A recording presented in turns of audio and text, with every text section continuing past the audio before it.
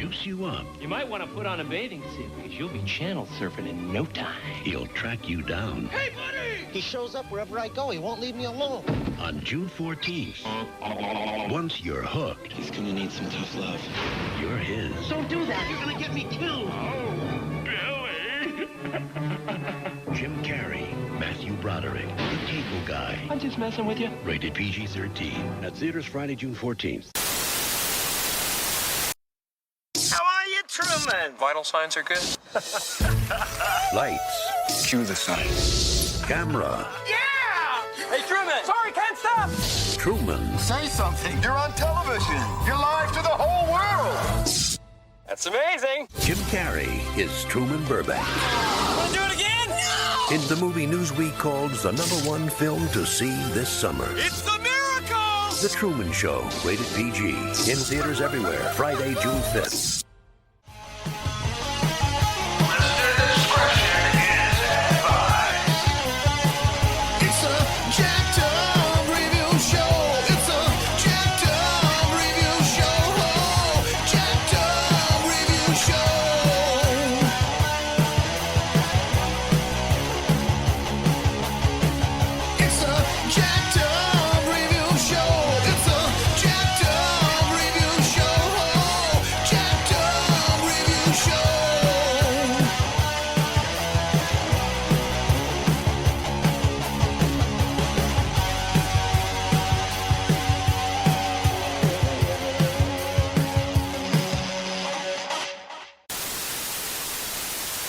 Welcome back.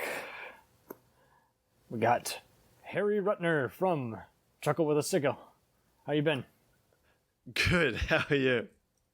I cannot deny that we're being experimental. We're doing more actor-themed specials, get movies that have a similar theme that they did throughout their career. And in this case, we picked a comedic, semi-dramatic actor, none other than the only Jim Carrey. Jim Carrey, one of the best. Absolutely. This was what you had mentioned a few other movies that were kind of on the same page, and it was like perfect. We could totally do kind of mix that in with like a double feature. So, what was your intro to this complex man? It's unpredictable. Jim Carrey. It has to be The Mask. It was the first time that I saw him back when I was a lot younger, and I always wanted to be. I loved acting, and so I saw The Mask, and just the way that he physically acts blew my mind. And I just was so inspired by just his over the top nature. In the obviously kids movie, no fear. Yeah, no fear at all. No fear at all. And then seeing that, and then straight away seeing Ace Ventura straight after, I was like, I was hooked. I was obsessed. Like, you can't make this up. Yeah, and it's funny. His characters are all pretty similar. Like they're based on him in terms of those earlier movies, and I think they're just so quotable and just hilarious. So quotable. Yep. Yeah. Good call. Because basically, I don't think one of these movies exists without the other. And given how he's always been so experimental all these years, it's just, I can't think of him not doing one of these movies down the road at this point, if that makes sense. Yeah, it does. But yeah, so we're going to start off with where it began in chronological order in 96, The Cable Guy. The Cable Guy, so, yeah. This was a film. favorite. I would watch it every time I saw it on TBS, TNT's parent company, and it just, it's not a critical darling. And I had no idea growing up. I knew he goes all apeshit at the end, but I didn't realize they were making fun of Cape Fear, or Hand That Rocks the Cradle type psycho thrillers. But I was like, okay, that makes sense. That by 96, that was all the rage, with Scream and all. Yeah. But everyone just remembers just how he just goes bonkers, and it wasn't it wasn't always ha ha ha funny, but since I was already used to other kind of wacky stuff at that time, like Wishmaster and Gremlins, and I was able to watch this with family when it was on, and introduced it to my brother, and he thought it was amusing too, especially because Jack Black does young in his career, and he plays the straight guy. Yeah, which was an interesting dynamic. I remember from that movie as well, something that always sticks in my memory is him walking up to the door. Just like the way that he struts, it's just like, it's just the most Jim Carrey entry that I've ever seen. So unnerving. I remember when someone on YouTube like rescored it with music from The Matrix to make it all look all fancy. Yeah, I just think his character in that movie as well, like, starts off like, he's a little bit irritating, but for the most part, like, he seems like eccentric, but not what ends up happening at the end of the movie where he just does go bonkers. Yeah, I and you needed someone like that who could just bring. I mean, you understand why. I'm not a big Judd Apatow guy, but I understand why he's had success. But like, it's just so hard to believe that this one just completely flopped. Like, no one thought it was funny. Yeah. Don't get me wrong. I've never been much of a Matthew Broderick guy because he kind of just, other than Ferris Bueller, just seemed like he didn't really take advantage of that fame. Yeah. I mean, Ferris Bueller's one of the best movies of all time. He's kind of hated now because of his, he did a car accident, I think, back in the late 80s. Yeah, I remember that.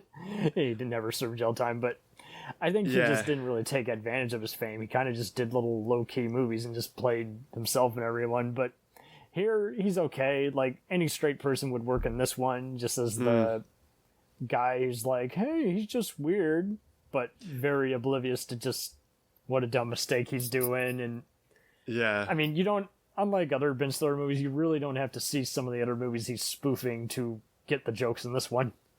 Yeah, I mean, I just love the fact that it's directed by Ben Stiller. Like, I think growing up, I thought Ben Stiller was more of an actor than he was a director. But as I go through life, my God, he's a fantastic director. Escape at Donadora is very amazing. He spoke very recently on a recent Howard Stern interview that he didn't realize that there was even a fan base for this movie. Because, again, this and Zoolander flopped, but Zoolander was very big because it was near the DVD craze, and this one was just always kind of I just won an Emmy for a sitcom sketch show that just got canceled, and this was like the double slap in the face. Yeah. And critics aren't caring for it. People are only seeing it because Jim Carrey's in it, but not everyone's finding it funny, and because it's not laugh a minute kind of Jim Carrey. It's not gross out Jim Carrey. It's not Dumb and Dumber or Ace Ventura Jim Carrey. It's just Jim Carrey goes bananas, but has a soft spot, but still makes fun of. He embellishes this psycho. This is basically Tarantino if he didn't take enough Ritalin. Yeah, and I feel like now it's got a cult following because I know, like, I heard an interview, I think it was with Judd Apatow, about how much this flopped, and then nowadays, Sony did not promote it too well. Yeah, I think nowadays everyone is like, that was a really great film. Like, people really enjoy it. I think not as much of a classic as some of his other films, but definitely a cult classic. Totally, and you can have limited experience to something, but you take it with a grain of salt. Like, I knew he was making fun of, like, Ben Stiller cameos as two twin serial killers. I knew he was making fun of some fictional thing, but I didn't realize he was making fun of the Menendez brothers at the time. Now, I had gone to medieval times about 3 to 5 times growing up, so I knew about that. That's a big staple here. I don't know if they have it overseas at all. No, we don't. You do practice jousting, and it's like Chuck E. Cheese, but people are dressed as knights, and you're eating like medieval food. I've been to one in the States, but unfortunately it hasn't come out here yet. Medieval times wasn't really a thing in Australia. Very different culture. This is the highlight. They're just going out and hanging out, and they somehow they encourage people to let them in the ring and pretend to be knights.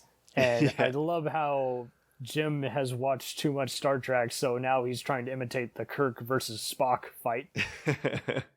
Yeah. And he's like imitating the music, and again, everyone's like, what's going on? Is he trying to kill you? Is he actually trying to kill you, or is he just creeping me out? You still don't know. It doesn't matter. It's just funny. Yeah. I just think his face expresses so much emotion. I feel like he's similar to like Rowan Atkinson in that way. Just like such an expressive face that you're mesmerized by it. Absolutely. I don't have too many complaints. I wish Janine Garofalo kind of got to do a little more comedy, but she's kind of more of the, again, like Jack Black, kind of the dry comedy here. Bob Odenkirk's in there also as one of like the TV producer guys. I feel like that subplot was a little explored. I completely forgot that Bob Odenkirk was on this film. Yeah, he's at the 5th stage of his career now after so much behind the scenes writing and comedy ensembles. Yeah. Do you have any favorite moments that also just... how about when he's in the prison cell and he's framed Matthew Broderick for murder somehow, and he's like, having his man boobs all over them. I'm like, what's going on? I just feel like the entire script was written in like a chaotic frenzy, and then it was just slammed together. Really is a frenzy of a movie. Yeah, which is why I think that like it didn't really get the love that it should have gotten. But now that people are looking at it, 20 years on, 30 years on, really, you're looking back and be like, actually, there are so many fantastic moments from this film. I just think like any time he's in someone's house actually fixing the cables is my favorite bits, because it's just like his interaction with just like a normie.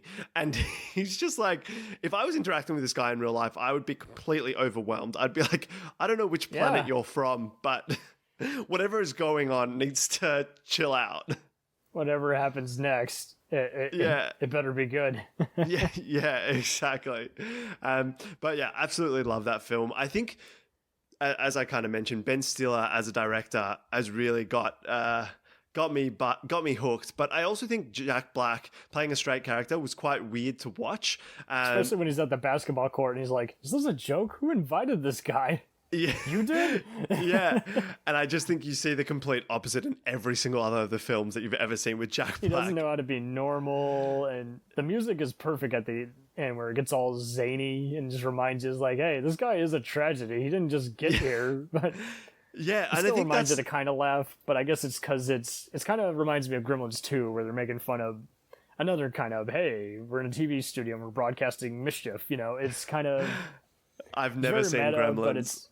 Oh, really? So, okay. Well, yeah. I know it's a cult. I know it's a cult classic. That's for sure. No, it's fine. It's fine. It's just a similar. Last Action Hero was kind of another one that did this 3 years prior, where it made fun of what would happen if you got to meet your on-screen action hero, and then he met the guy who betrays the off-screen persona. Pretty illuminating and freaky all at the same time, and it just another movie that flopped. It just was people just weren't ready for that. Unless it was like Scorsese or Spielberg or some bigger name doing it, people just weren't ready for that kind of takedown. And other people were like, I get the joke perfectly, I just don't find it funny. But I'm such a fan of this, I once bought the soundtrack at a thrift store. Oh my God, that's how much you love it. And you even hear the Jim Carrey song on there that he doesn't cover up, so... Yeah, that's great. I mean, there's also like just some great quotes from the movie as well. I know one of the most popular ones is about like free cable being like the ultimate aphrodisiac, which is just like... And I could relate. I had bootleg cable, but it was also one of those is like, it is interesting on how is like, it does go back to the whole, you'll melt your brain if you do it all day, Yeah. I think it's funny because in Australia we don't have cable. We have equivalents like Foxtel and other streaming platforms now. But even in Australia, we were so aware of cable and what it all meant, because you watch so many American TV shows, like it makes sense. And just seeing this cable guy just being obsessed with something that we're like, it's like $15 a month. Like it's $15 a month. Yeah. And this is your life. This is your livelihood. It's just nuts. Something you could do without, but somehow you convince yourself, hey.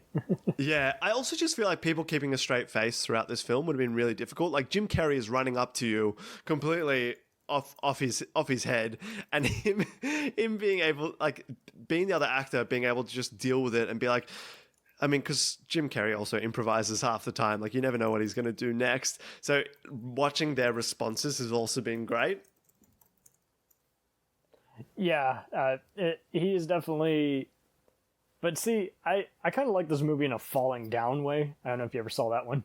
No, I haven't seen Falling Down. Really? Okay. What's that about? Basically, a guy who gets fed up with society and decides to become a gunman. Oh, yeah, cool. Sounds chill. Joel Schumacher directed, starring Michael Douglas and Barbara Hershey and Robert Duvall as a cop on his last day of the job. But that's another one.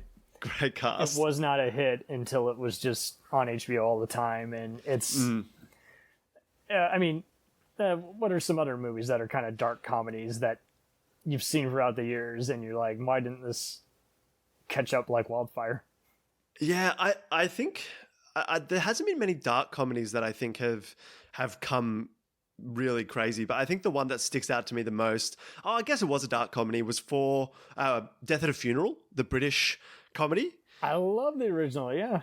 Yeah, the original one. And I watched that. I remember being in the cinema. Like, not many people had seen it because it was a British film, so people weren't really getting around it. And I've never laughed so much in my entire life as I did sitting in the cinema watching that film. Just like every aspect of it. Obviously, Peter Dinklage is in it as well before his Game of Thrones stint. And he was just... such a hoot, yeah. Just the cast of it as well. It was just like every British actor and their dog was in it. And I loved it. I loved every second of it. But I don't know what the reception was because at least when I went to the cinema, there was like 5 of us in there and that was it. I love the blooper reel at the end where you hear director Frank Oz trying to not laugh. But yeah, it's like somehow it didn't work for everybody. But more people have unfortunately seen the remake. And I'm like, no, doesn't even remotely touch it. Could not get through I think I got 10 minutes into the remake and I couldn't. I was just like, I can't watch this any further. Yeah, it's just not cutting the mustard. Yeah, you know which movie that I found really had an ebb and flow is Zoolander. I found that I loved it as a kid, watched it in like my early 20s, hated it, was like, this is so, like, I just couldn't get into it. And then I watched it recently because it was just on TV. Fantastic film. Absolutely hilarious, but there was like the same way. It ebbed and flowed. That one was very popular, and I just never caught on to it as much because I'm like, okay, this was when spoof movies were becoming too much, like 500 different jokes, and it was kind of like bad Monty Python fans where people overquoted to where like, yeah, but do you really get it, or you're not making it any funnier, you know? Yeah. I just think that was the type of film that I think there's a few like that where you watch it when you're young, you're like, oh, this is great, not really understanding what it's all about. Then you watch it a second time, you're like, didn't really understand why I loved it. And then later you're actually thinking about it and you're like, actually, there are a lot of elements to this film that are absolutely brilliant. Mm-hmm. Yeah, just one of a kind. I didn't mind it growing up, but it is very, very dumb, so you have to really be in the mood for it. Yeah. I feel like there's a few movies like that. We're the Millers. I don't know why. That movie always stuck out to me as something that, again, in cinema, really laughing, but not the smartest movie in the entire world. No, but just very good with its off-color humor. But I think that was another one. It was just wrong place, wrong time. Yeah, exactly. Maybe came out a little bit too late in the game. And those same people, I think, worked on Horrible Bosses. Oh, yeah. Which I think was a big hit when it came out, I feel. Yeah. I mean, it got a sequel that no one needed, but it's interesting how the movie that starts the show isn't as well known, and yet the one that's bigger. Yeah. You have the kind of a role reversal in a way. So. Yeah, I remember watching that one because Charlie Day was in it, and I was a huge It's Always Sunny in Philadelphia fan. So I was like, I have to watch the movie because Charlie Day. It's not so big. I don't know that many people that watch it, but I mean, I think it's probably one of the best TV shows of all time. So interesting. Yeah. It's big in America. I mean, and it's like South Park. People who are douchey are already going to laugh at it, but people who get the jokes really, really relate to it because they're all bad people, and then they have their real moments, you know? Yeah. Oh, it's just every episode is just absolute side-splitting. Totally. I applaud everyone who works on all those long-time comedy shows. I mean, and just hearing Dave Foley and other people talk about how they didn't know how big Kids in the Hall was going to be overseas. Yeah, I mean, that's the thing. You're targeting in America, but it's the pockets that really surprise you across the world. Yeah, I'll be damned if just everything just rocks right away because, you know, it's not easy. So Yeah, it's not like a Barbie or an Oppenheimer, which opening weekend goes gangbusters. Oh, God. Yeah.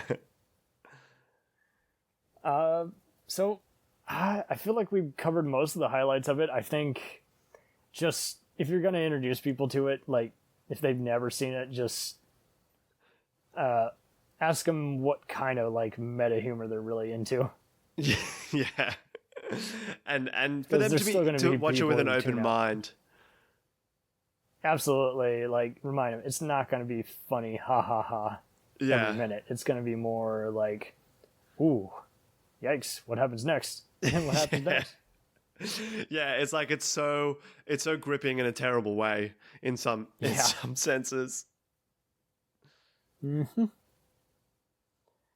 Yeah, there's so many ways to go about it. I just say, hey, just make use of it. I mean, it did all kinds of things here, and I wouldn't even call it experimentation. Like, it knew what it was doing. It just wasn't. Not every joke was fast enough for everybody. Yeah, it wasn't run of the mill. But I think looking back at it, 30 years later, I think they did all right. Absolutely. Like, compared to any other movie or show, which just felt like they were just, like, I don't think this would work even in an internet world now. I think this would be just, maybe the technology and effects might be better, but I think everyone would, it'd be like one of the lesser computer hacking movies of the 90s where you would just be like, okay, but stuff like that doesn't happen in real life. No, it doesn't. But yeah, I mean, so here we got another movie to pin this up to. The one, the only, Truman Show. And there was just an article on The Atlantic done a month ago on this one, talking about how this is how many metaphors this has for America's suburbia. Yeah. And once again, this is almost like The Running Man minus the violence. Like, if people want to do reality TV and watch a man whose life has literally been a lie. Well, we actually studied it in school. It was one of our main texts that we studied to go through all the metaphors. We probably would have been early in our high school studying it. But one of my favorite movies, one of the openings for the podcast is The Truman Show on Chuckin A Sickie. So, it's a pretty... It's got to be his most well-known movie, probably. I've seen people start complaining about this rather recently. I last saw it in a sociology class, and I was still just blown away by it. There's literally, even looking at the professional critics, there's maybe 2 iffy reviews, but everybody else is pretty much 90s. Everyone gets it. I'll admit maybe there's a little bit of overacting, but that's deliberate. That's just showing that actors pretend to be real people who are really just deceiving the main guy. The Atlantic, I think this article sums it up really well. It was released in the years that found the Star Report dominating headlines in series like The Jerry Springer Show, turning voyeurism into a way of life. It arrived shortly before Survivor and Big Brother premiered. It asked questions about the shape American culture would take as we prepared to enter a new century, and was not terribly optimistic about the answers. I think that's a wonderful write-up because... Yeah. I got it instantly. I was a teen. I saw it with my mother, and it was just one of those. It's like, hey, Peter Ware, the Dead Poets Society, Master and Commander, just Witness. He's done all kinds of wonderful, wonderful character studies, much like Milos Forman, who did Cuckoo's Nest and Man on the Moon, coincidentally with Jim Carrey. I feel like this is one of his not only best performances, but it's a sleeper for Paramount. It was just one of those, it was a critical darling, but not everybody who was Jim's number one fan went out and saw it. Yeah. And it seems to, given how crazy the internet is, I still every once in a while will see people talk shit about it. And I'm like, and even the most cynical people tend to like this one because it's an easy to understand message. And it's, Cable Guy is meta, while this one is more just, my life is a lie. So what do I do next? But yeah, it was the first thing I saw Natasha McElhone in. She's been in everything like Solaris, Designated Survivor, and Ronin.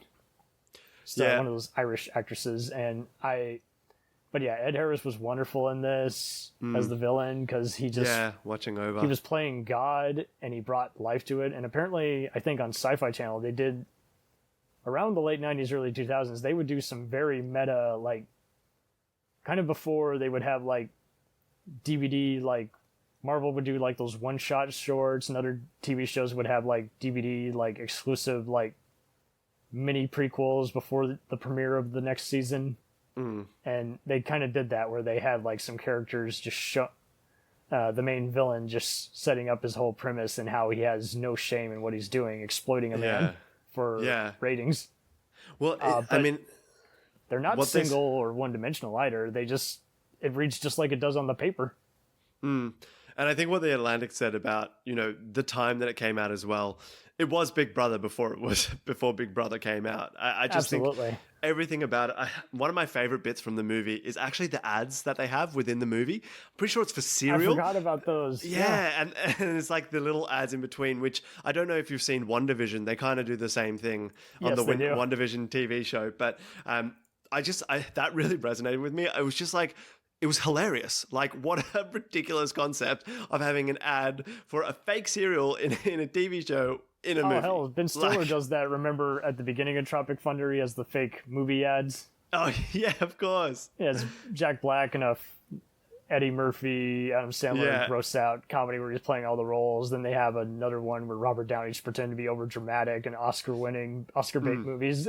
Yeah. Well, this is the movie as well that I think I'd seen it after seeing Ace Ventura, after seeing The Mask, after seeing Cable Guy, where I'm like, so much, like, he's such a diverse actor. Yes, he's so hilarious. The first, 75% of the film is still really funny, and those interactions, like, if good afternoon, if good morning, and if I don't see you, good afternoon, good evening, and good night. Like, just so many good quotes and like he hilarious does have ones parts. like that, just almost like he's doing his mini Johnny Carson.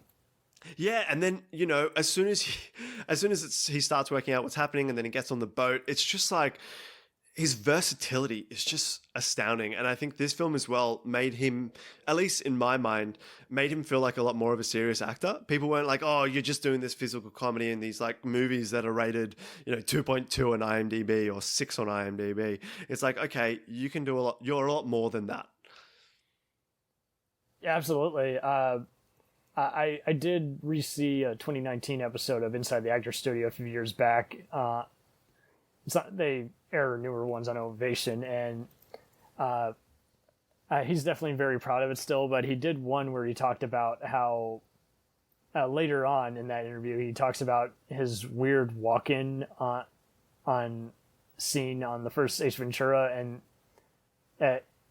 people have always noted how he uses his body kind of as a weapon in his performances, and I think that's it. Like, he's going to town with that there. He's definitely especially athletic and yes man as well, but like he is always much like directors, he does believe in the staging of everything, and given how woke he's gotten in very recent years and talked about different conspiracies and health and everything, just every choice he's done just feels justified. You can understand why he would want to do it. And this one, like you say, this is where he really just broke the ice and then like melted and then built it from the ground up again, just reminding us, hey, I can do this, but I've always wanted to do something like this. That is, I do think it's an important movie.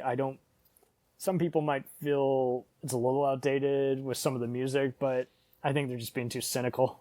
Yeah, I mean, I still look at my mirror some mornings and I think, am I on the Truman Show? Like, it's just something that plagues your mind. Yeah. Like, after that for weeks, years. It's more Big Brother than 1984 at times. Yeah, definitely. A great movie that is kind of a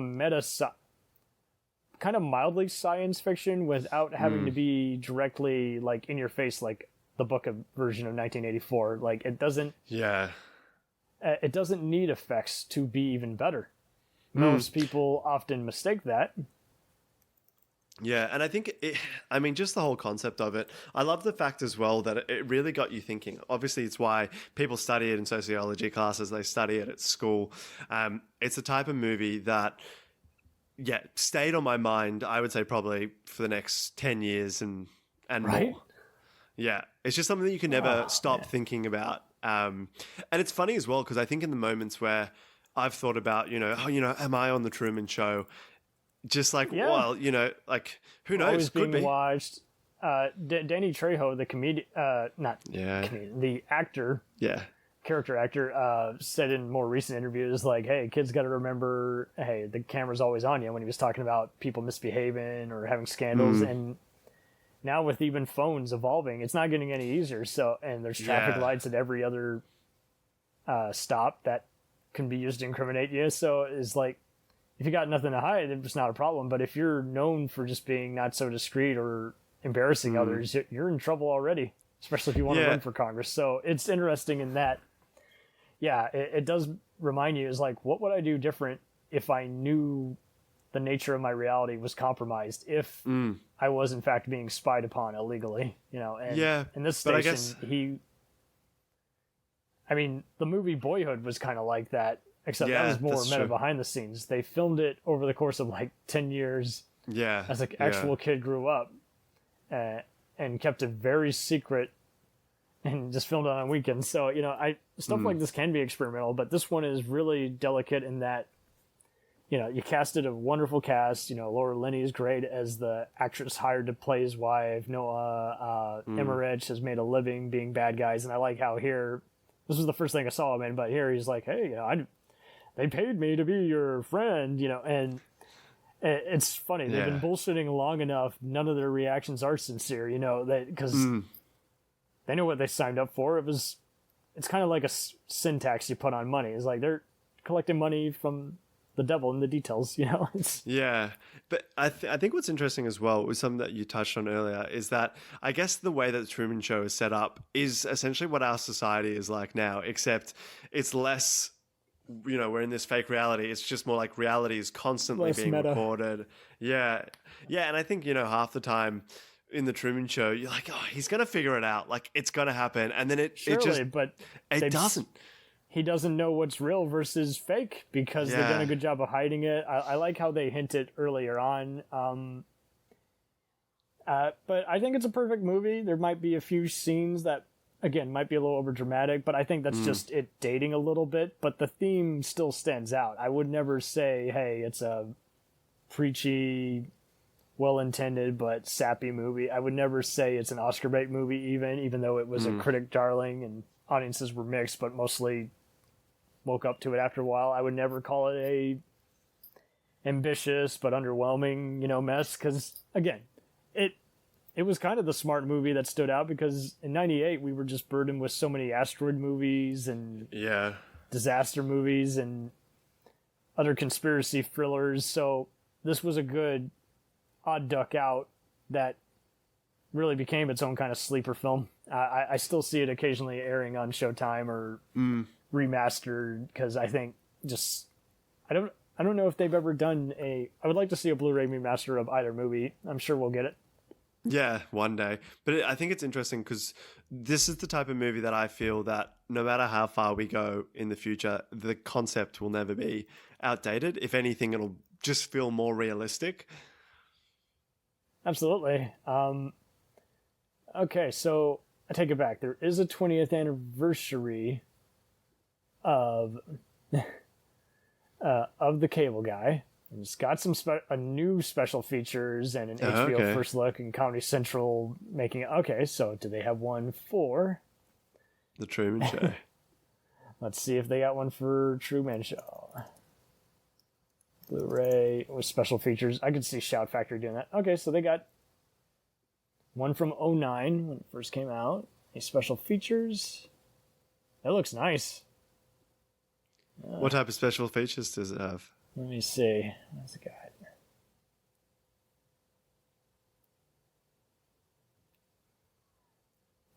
Okay. Looks like it's bare bones, which is a shame. But the Dolby and everything is presented well. So, right, yeah, so it's out there. But definitely makes me want to rewatch the film, that's for sure. Totally. But yeah, Natasha McElhone was wonderful in that as the fan who actually believes in him and wants him to get away. I think you needed that to have at least someone as an audience who's looking into it, as opposed to implying that only the audience is just as bad as the filmmakers doing this unethical show. I mean, because like they've done so many other things years later, like they did. So the U.S. never had a shortage of infamous, reality TV shows. They had one that was The Moment of Truth, which was very irrelevant, where they were just like trying to catch people in the lie. Oh, And yeah. half the time it was embarrassing stuff. It just wasn't a good quality show. We made fun of it in, I think, senior year of high school, where we had to kind of make fun of stuff, and it backfired because we too were just like too ambitious with it. Because there's no point. There's no drama if you don't tell a lie, and we know you're a liar anyway. And half the time it was like, whoa, how do you find that stuff out? That should be illegal. I think they got in some lawsuits for it, and they just had to cancel it because it just wasn't too much unwanted negative press. But I feel like reality TV, I mean, I have been on Unsold TV pilot years ago up in like Austin, Texas, that was like about a distilled vodka company. And again, the producers had to encourage, hey, you told me about this and that. How about you play more into that? How about you guys, friend to kick each other's ass? Yeah. I feel like with this movie as well, I forgot about, for a moment, I forgot about the people watching it on the outside, and the person in the bathtub. Oh, fantastic. Yeah. Lots of fun. Yeah, they do it well. That is true too. They do good with all the other mild supporting characters. Like they have like photographers who have wandered onto set and who are trying to hide him while he's oblivious to it. And so he doesn't think anything else of it. He's like, that was weird. Yeah. And Jim's just really good with his expressions in this one. And kudos to the cinematographers and staging and lighting, because it sets the mood without causing any more confusion. It never feels like a bad Twilight Zone episode. Yeah, I think they just do it. I mean, it's subtle, but not so subtle. So for the viewer, obviously, it's quite obvious. But I love how they make it subtle for Jim Carrey. Those type of small interactions. Absolutely, the small interactions, and that's just it. Like, and then you see again, Laura Linney as the actress playing his life. She really regrets what she's doing. She doesn't. She's regretting this being her payday. And, yeah. And again. I like how some of the other TV techs are like, "Are you sure you want to do this, boss?" Like they're having a change of heart. Like, and it just feels very organic. Like anyone else would be just too much. There would probably be too much playing to the camera if it was anyone else producing this. Yeah. I think if this was a very overdramatic, ego-headed star, like this would probably be a very bad vanity project. Like if this was an Eddie Murphy comedy, it would probably just. One thing I noticed about when Eddie does some serious stuff is it doesn't always blend well with when he eventually has to have that dramatic arc. And that says a lot for Jim Carrey, because sometimes he would have that too, where, the brakes fall off the hinges, and then you are just waiting for the next funny moment in the last half. Yeah. And I think that's why it was surprising how well he did this, because I didn't know whether he would be able to have the capacity to do that at the time. And then watching it really, it was really inspired. It was a really inspired choice. And yeah, he was great. Sorry, totally. And I don't, much like this one too. So I think you could have more luck making it today. But it would still be a little ambitious, probably for its own good. Because again, someone would want to have tons of virtual reality. Like this is a year before The Matrix. We were doing cyberpunkish movies, but this is more kind of just the cake is a lie. How do I return to reality and discover humanity for the first time? Way too much CGI would happen nowadays. That's absolutely. For sure. There would be overbearing rap music playing. There would have to be a lot of "see what I did there" gags. Yeah. Produced by Adam McKay and Will Ferrell. Nothing against those guys, but it'd be a whole different movie. It'd be such a different kind of oyster. I don't want to even think of recasting or redoing this. Oh, I really hope they don't redo it. I hope they leave it as Please don't remake it. The golden nugget it was. Don't make it a TNT miniseries. Please don't. Yeah, just leave it as is. Leave it in its perfection. Mm-hmm. Just be too much. Definitely.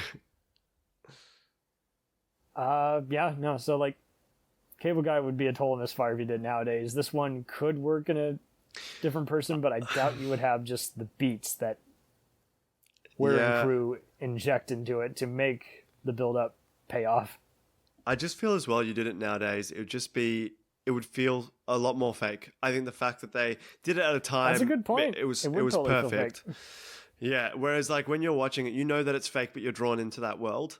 I guess that's the whole point. The same thing with Running Man. Like, you had to be there to get what you got back then. Like, believe it or not, Steven D'Souza even asked the future producer of American Gladiators. He's like, "How'd you get that idea?" And he said, "I got it from your movie, but I took it literally without any of the satire."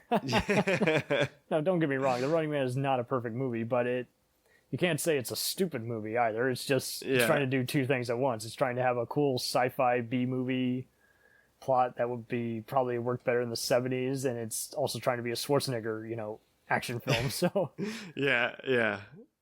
This is the same kind of deal where it's just like, who would you pick nowadays? Because it just seems like everybody likes to just. I don't know who would fit the fire. role. I have no idea who would actually fit it. I would say the perfect person would be Jim Carrey, but older. But ooh, I can't really think of like a Tom Holland or a Benedict Cumberbatch or who knows. He's unfortunately retired, so Yeah, true. But at least he's left us with this legacy. It never felt like he left. Yeah, exactly. We can watch it for years on. Yeah. Funny how it works. Yeah. But yeah, that's true. Had it come out like post Survivor and it just wouldn't have had the edge that it did when it came out. I think it was just such a unique concept at the time that people would any be later, too aware. You're trying to imitate this. It's overdone at this point.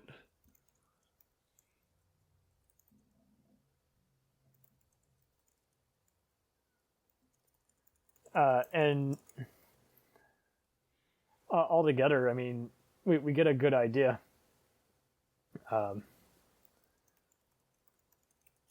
We just feel like nowadays filmmakers like to over-explain stuff. And we always seem to just even have producers who feel like audiences are just too dumb to get it. It's nothing personal, but they're even overthinking it. It's like, no. And nowadays, I just think it was a product of its time that worked perfectly, and I think nowadays they wouldn't be able to replicate that. We just have too many controversial hot takes or heated moments. Yeah, exactly. Well, this has been a delight. Thank you ever so much for arranging this chat. And anything you would like to promote, Harry? I'd love to promote the Chuckin A Sickie podcast, all about your perfect day off. Of course, Cam, you were a guest on the pod as well. I wonder how that happened. Yeah, thank you for having me on that. It was great to just vent and share some natural comedy. Yeah, that's what was weird, just taking improv in college, when you have to remind everyone, hey, don't try to be funny, just let loose, observe. Life is inherently funny. Your musings will write themselves, and it's all organic. You can't recreate that. It's all funny. And if you try to be scripted, it's generally not funny. Yeah, exactly. And so, it was great having you on the show. We get a whole bunch of different comedians in, actors, playwrights. Great stuff. Yeah, so thanks so much for having me on Jacked Up Review Show podcast. Anytime. You're welcome back anytime. I promise we'll do some other fun crossovers. And, man, this was too much fun. Thanks so much. Absolutely. Okay. Cool. All right, I'm going to stop that.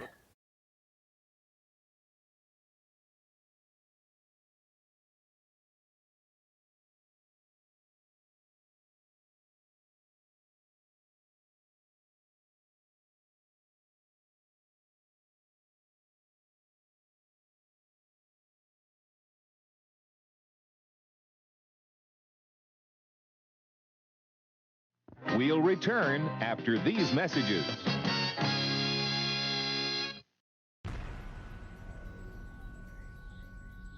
The Jacked Up Review Show podcast is honored to be part of the Blind Knowledge Podcast Network. Join anytime, talk the talk, and enjoy yourselves. There's something enlightening for everyone with this crowd of cool cats. Check them out.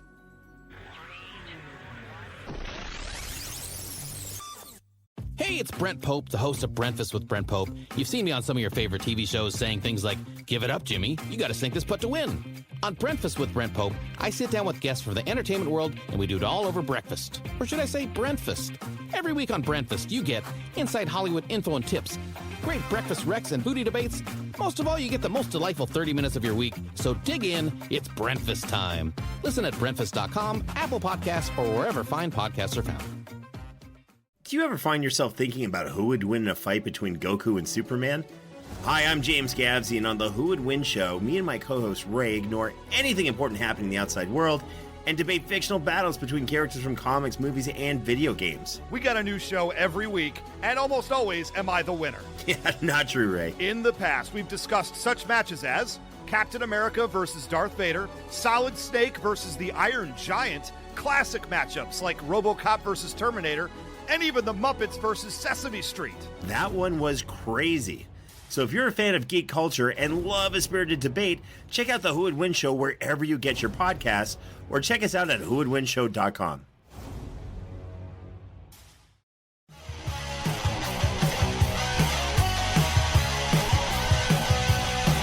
Follow us on the web on Facebook, Twitter, and Instagram. The podcast is available on Podbean, Spotify, iHeartRadio, Anchor, Apple, and anywhere else podcasts are available.